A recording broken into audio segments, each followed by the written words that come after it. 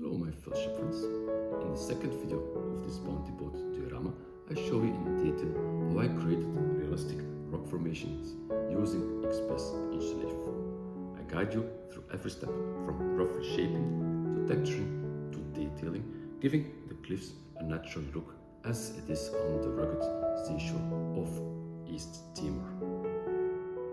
So, I hope you perhaps can find some inspiration for your own builds or dioramas. Don't forget to click the subscribe button, hit the bell symbol, and of course, supporting my channel is very greatly appreciated to keep these free videos coming. See you next time. Bye. I'm starting with a piece of pink XPS insulation foam. Using a model knife, I first make several long lines across the surface.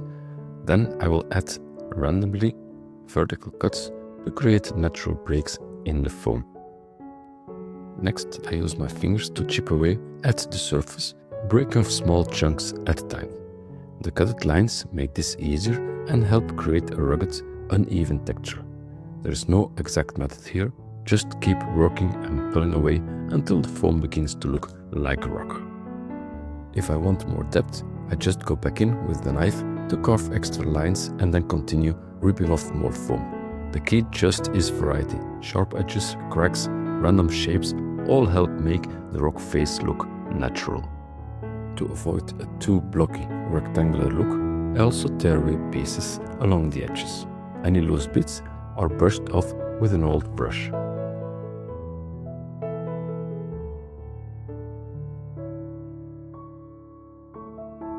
With all the carving and peeling done, it's time to paint now. I start by covering the entire piece in one solid black base coat, making sure it gets into all the cracks. This removes any visible pink foam and creates strong shadows.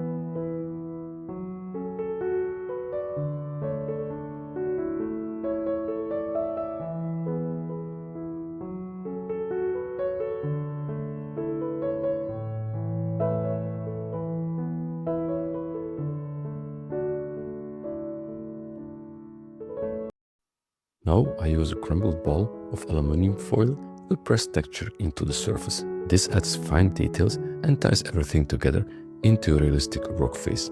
Be sure that the base coat is not damaged. Once dry, I do a heavy dry brush with dark brown acrylic paint. Immediately the details pop out.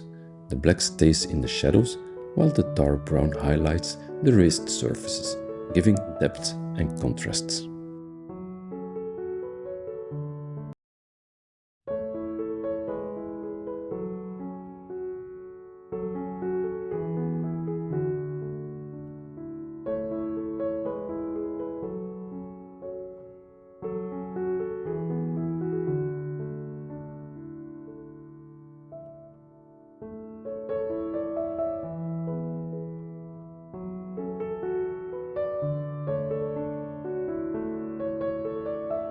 Next, I add a lighter dry brush.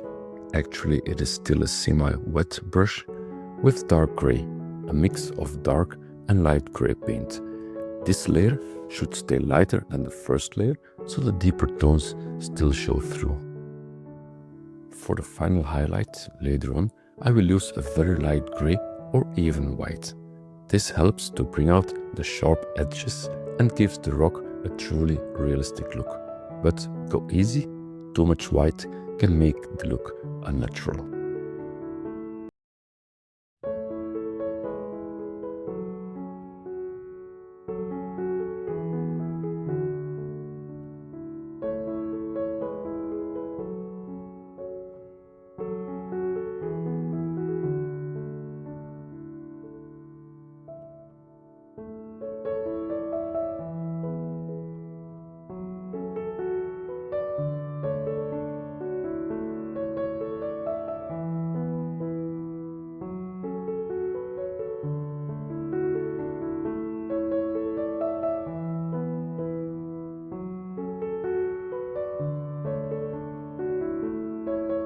finished result.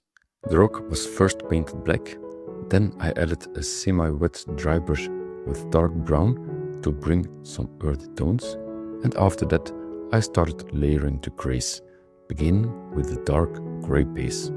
Once this dries, I'll continue with lighter grey layers to build up the texture and depth.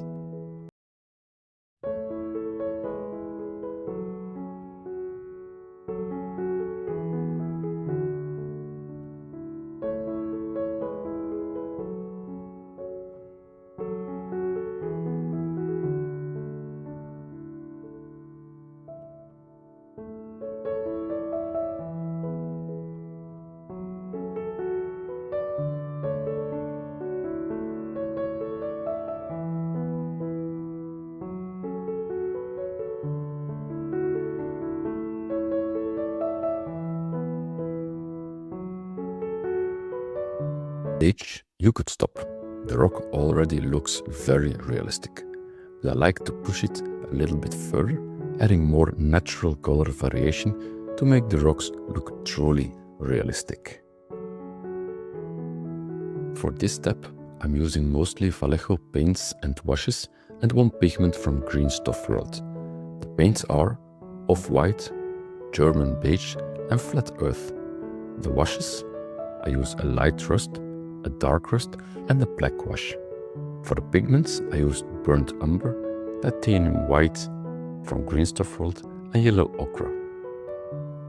I also add just a touch of green acrylic paint to bring out those subtle earthy tones. Next, I dab small amounts of pigments, washes and paints in random spots. This gives the surface a more organic look. Then I blend with water, and sometimes I just use my fingers to soften and mix the colors directly on the foam. Finally, I lightly dry brush the sienna and brown areas with grey just to bring back the highlights and texture. That last touch really makes the rock surface pop and gives it that realistic weathered stone effect.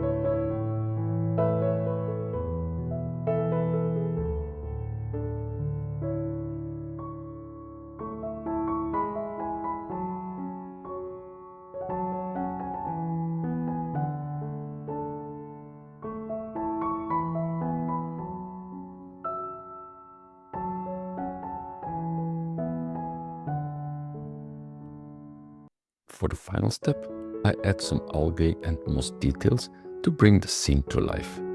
I use green blended turf, gluing it to the surface in the areas where moss would naturally grow, like around cracks, lower edges and shaded spots.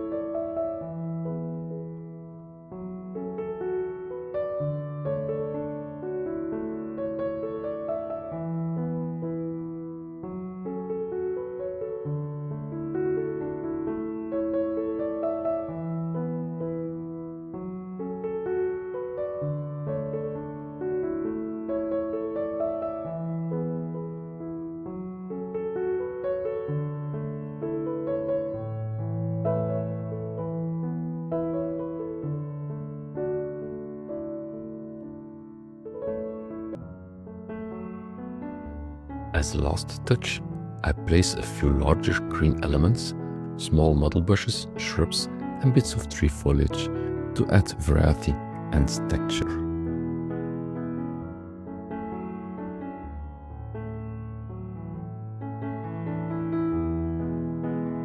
So from this piece I started, and here's the finished piece.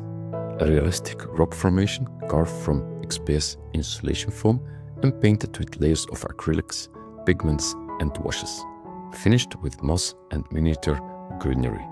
It's a simple technique, but perfect for dioramas, model bases or any miniature scene that needs a touch of realism.